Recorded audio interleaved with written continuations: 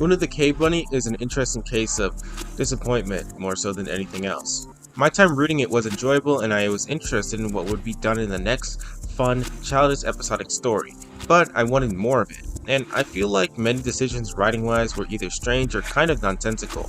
This comic feels like a cartoon that's getting good but gets canceled before it can really get good and expand on what earlier episodes were to create something truly great and unique for itself. But I'm getting ahead of myself already. Unlike my Sandra and Woo videos, which extreme warnings for obscenely foul language as I hadn't become Christian yet, I'm actually going to break down and summarize all of this comic before giving my positives and negatives, and then I'll talk about what I feel is necessary. Oona the Cavebunny is linked below if you want to read it, and I suggest that you check it out. I also suggest that you check out my comics on my server. You can see all of my progress on different comics, check out really old ones I made, and criticize my work. It's not a server for talking though, don't get that twisted. Paula arc. In this arc, we're properly informed of the dangerous primal world the story takes place in.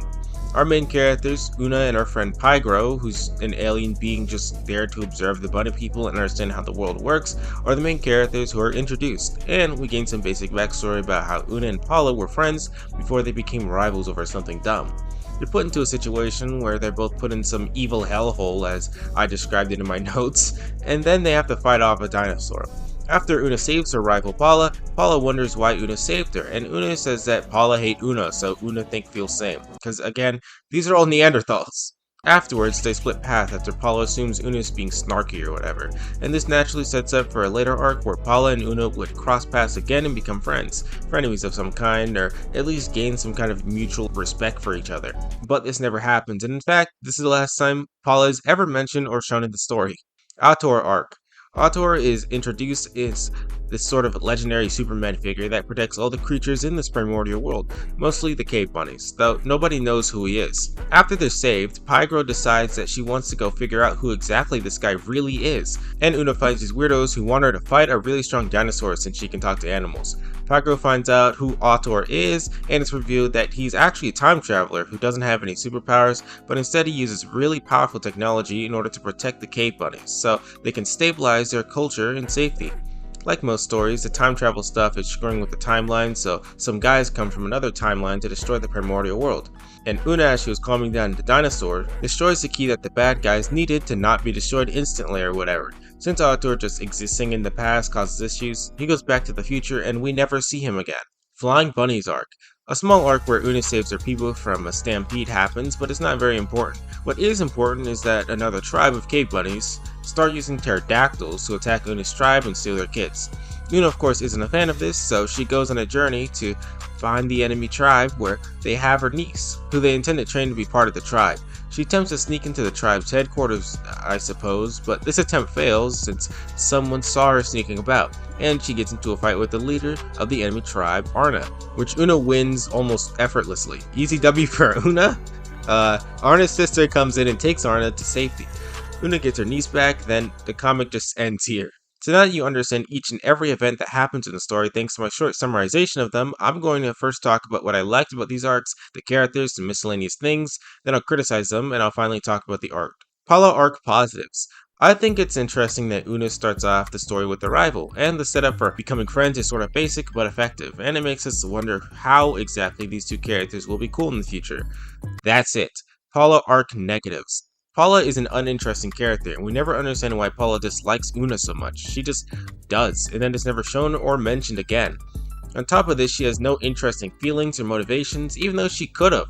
For example, an unpredictable thing that could have been done in the future arc is that since Oona is telling the audience why she and Paula became enemies, it could have been a misunderstanding on both sides. Then for a later arc, they could have gotten over this misunderstanding. Or, Oona could have just seen the reason for why Paula stopped being friends with her as dumb, and Paula could have seen it as serious. From there, Oona could have possibly learned to be more empathetic with how she's thinking. Plenty of things could have been done, but all of this just feels like missed potential. Overall, while I didn't dislike the arc, it could have been better and more rewarding in many ways.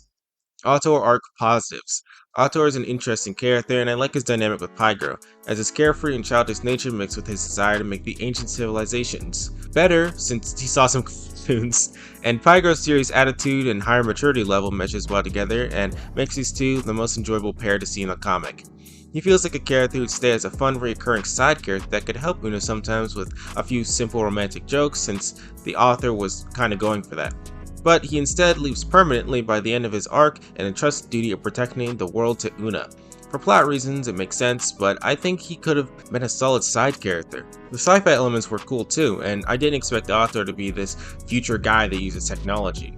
And although the time travel stuff was kinda basic, I still found the idea cool, even though I'm also a person who's not a big fan of time travel in stories. Otto arc negatives. As I said earlier, the ending makes sense for plot reasons, but it should have been something else. Possibly the story could have changed a little bit because Otto decides to give Oona his technology and she learns how to use it as the story goes on in order to protect the world better. Or, of course, he could have just been a fun side character that appears sometimes. The arc does have two sides, and Oona's is far less interesting than Otto's. All she does is talk to a dinosaur and accidentally destroys a wormhole key or whatever without realizing. And she does this all with extreme ease. She gets a lot of things with extreme ease actually, which is a bit lame. Flying bunnies are positives. The idea of an enemy tribe that takes kids from others is kinda cool, even if it doesn't make the most sense. I also liked how there is way more exploration of the world, even if it was straight to the Flying Bunnies headquarters. Flying bunnies are negatives. A main constant that those of you more critical thinkers will notice while reading is Oona's ease with everything. She not only effortlessly locates where the flying bunnies go days after they left, but she also easily beats their boss, has to fight nobody else, and gets her niece in just a few pages. There should have been some level of difficulty, or she should have went to the wrong way or something, but nothing like that happens. This arc feels more like Oona being inconvenienced. It never felt like JJ was really in danger, or that Oona would even have a hard time getting her back.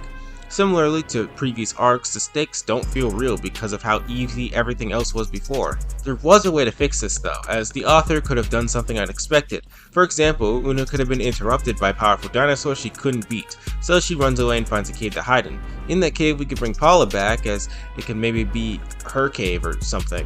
Then from there, Oona and Paula hash out their differences after arguing a bit, they become friends again, and they go beat lizard flyers together. Though it's rather convenient, it beats two birds with one stone. It'd be the natural conclusion of Paula and Oona's rivalry, it'd be interesting as Paula hasn't been mentioned for a long time, and it'd be cool to see these two team up. Three birds with one stone actually, or bunnies I guess. This is just what I think would have been interesting and fitting for the kind of story this is, but unfortunately, I'd say we got a pretty uninteresting arc out of the flying lizards. Overall in miscellaneous issues, Oona.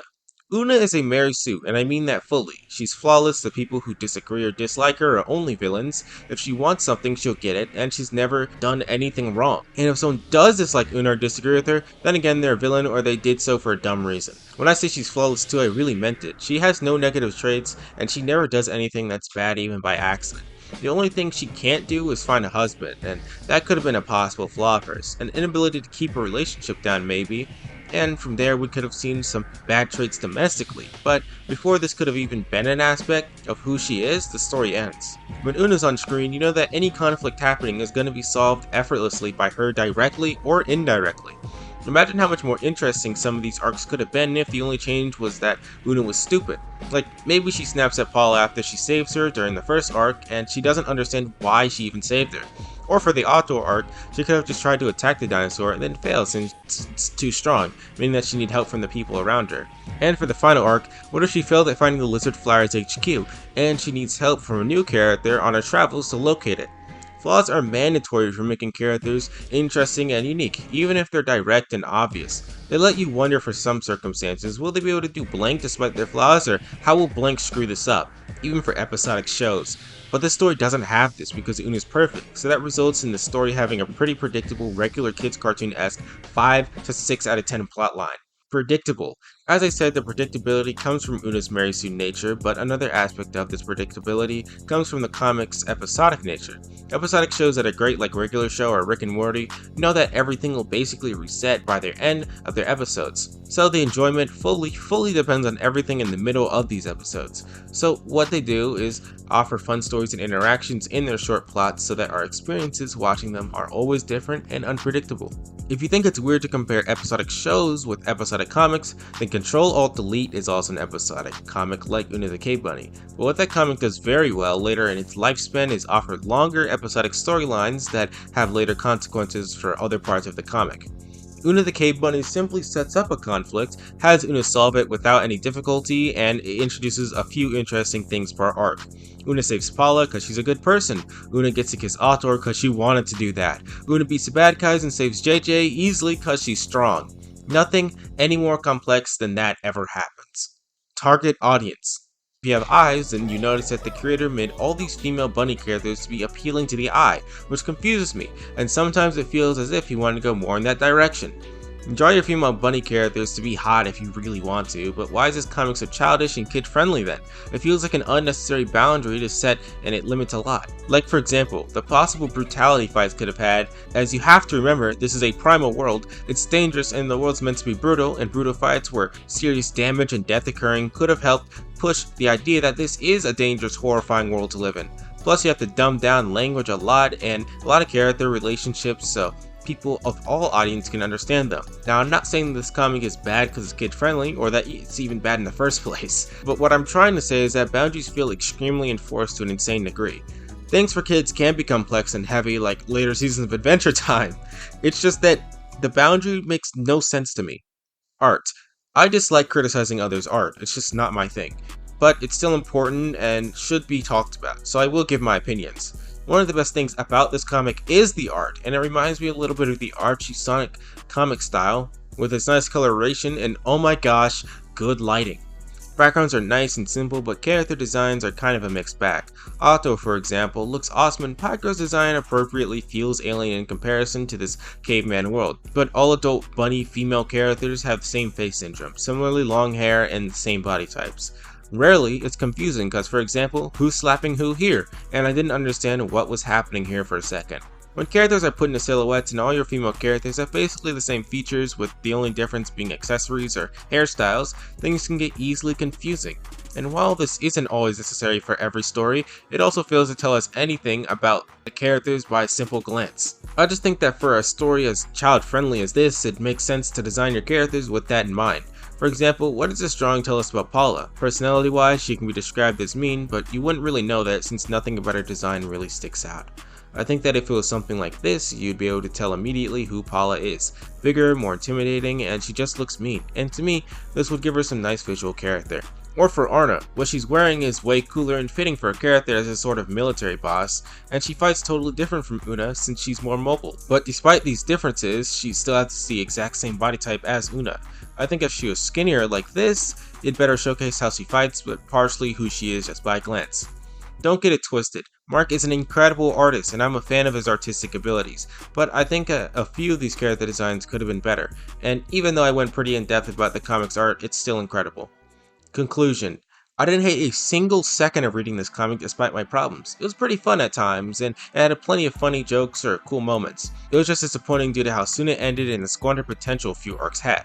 In short, a lot of things could have been done better, and I can literally think of so many things that could have been better. But they weren't, and it's sort of underwhelming. Check out my own comics linked in my Discord and watch my other webcomic videos. I mean, right now there's only 2 in the Sandra and Woo video, but still watch them. And soon there will be a massive video about Control Delete that's probably going to be an hour and a half long. Anyway, subscribe and have a good day.